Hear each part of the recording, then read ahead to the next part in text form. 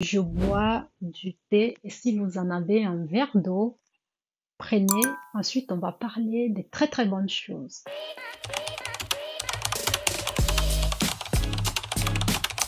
Salut à tous, je m'appelle Atelier Vicky Mode. Ici, nous parlons de la couture et de la mode. Si cela te plaît, abonne-toi.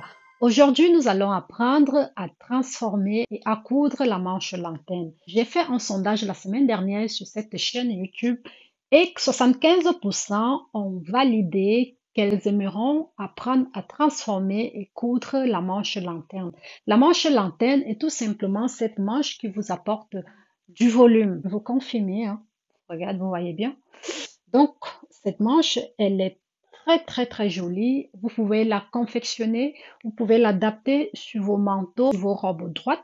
Vous pouvez même transformer toute une robe lanterne. Donc, aujourd'hui, on va apprendre à transformer cette manche que vous voyez défiler au-dessus de ma tête ou celle que vous voyez sur des mannequins.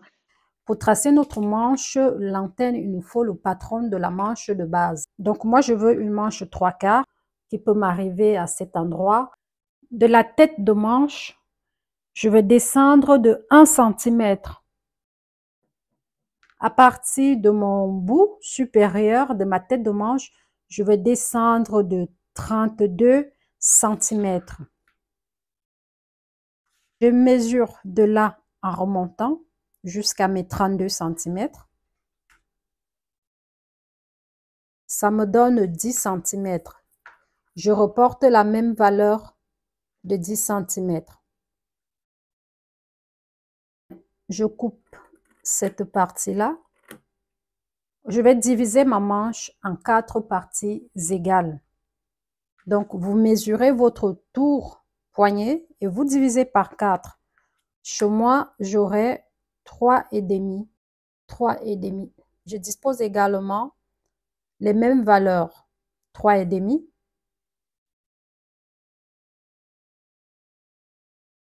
3,5. Je trace mes 3 cm et demi. Je me sers de mes ciseaux et je viens couper.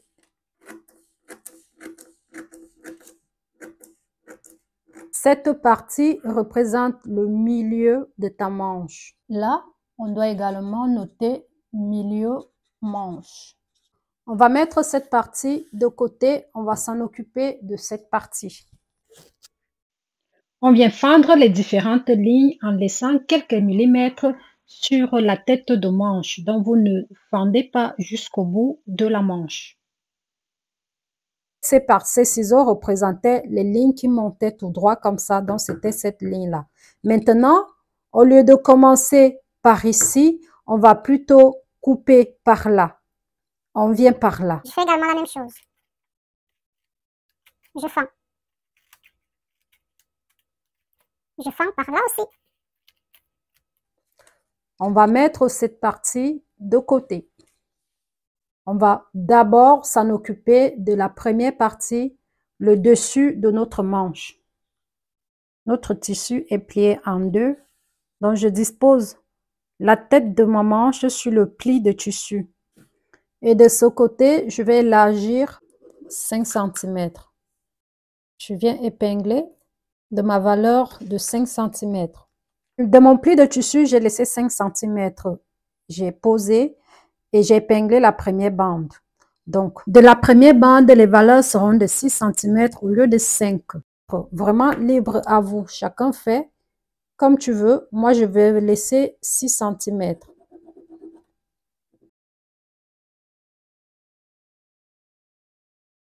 À chaque séparation de ma bande, je rajoute 6 cm. Ensuite, je rajoute également 1 cm de valeur de couture autour de ma manche. Pour remonter cette partie de mon pli de tissu, je laisse 5 cm.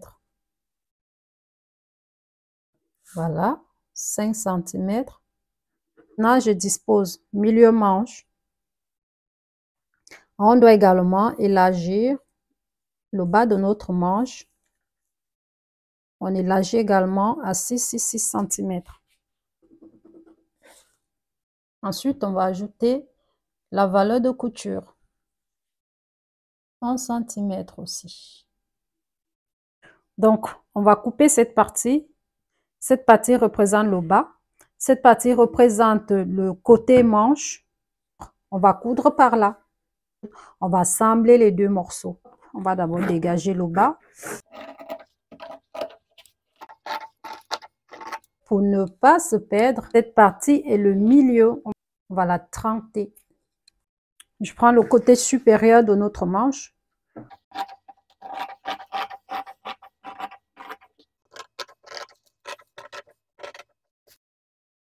On trente. Là, tu as toute ta manche entière. Je prends la partie inférieure de notre manche, je me débarrasse des papiers et je vais l'assembler avec la partie supérieure endroit contre endroit. On épingle également les côtés de nos manches. Ensuite, on va coudre à 1 centimètre sur la machine. À chaque fois que vous débutez une couture, faites toujours un point d'arrêt avant d'enchaîner la couture. Sachant que la forme de notre manche est courbée, essayez vraiment de coudre en respectant cette courbe-là.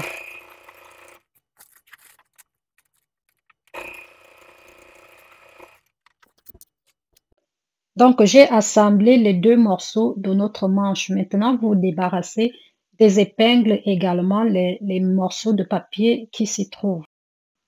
Ensuite, je trente la valeur de couture et on va coudre l'ourlet manche. Pour une belle finition sur notre bas de manche, je vous conseille de la surfiler et ensuite vous allez piquer l'ourlet à 2 ou 3 mm.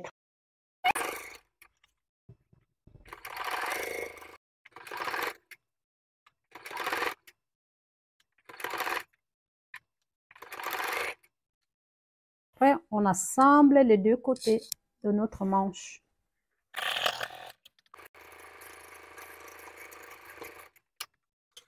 Voilà, on a notre manche cousue.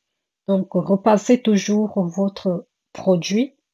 Donc, la manche en elle-même, elle se présente de cette manière-là. On va la retourner. Moi, je l'ai déjà repassée, donc je vais la mettre sur mannequin. Et l'efficacité de cette manche, c'est cette jolie courbe qui passe sous la manche. Elle est magnifique, je l'adore. Si vous me découvrez pour la première fois, n'hésitez pas de liker, de vous abonner, d'activer la cloche de notification. Cette cloche vous permet d'être notifié à chaque fois qu'une vidéo sera publiée sur ma chaîne YouTube. Et si vous avez aimé cette vidéo, n'hésitez pas de la liker, de partager, de vous abonner, de commenter massivement. Je saurai que vous voudrez que je revienne avec une nouvelle vidéo. Sur ce, prenez soin de vous. Bye bye. Magnifique.